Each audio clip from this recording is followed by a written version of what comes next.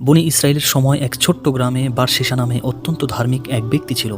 তাকে সন্ন্যাসী বলা যেতে পারে। সে আল্লাহর একাত্মবাদে বিশ্বাস করত এবং বিশ্বাস করত যে ঈসা আলাইহিস সালাম আল্লাহর একজন রাসূল।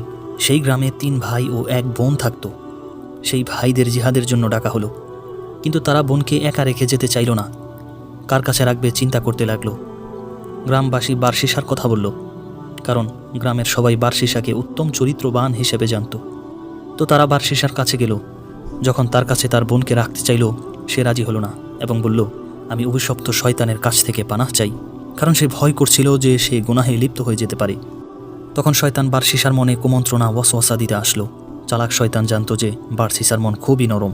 সে কানে কানে বারশেষাকে বলল, তারা যদি ভালো কাউকে তাদের বোনের জন্য খুঁজে না পায় এবং খারাপ কারো কাছে মেয়েটিকে রেখে যায়, তখন কি হবে? এই পরিণতি কি তোমার ভুলের জন্য নয়?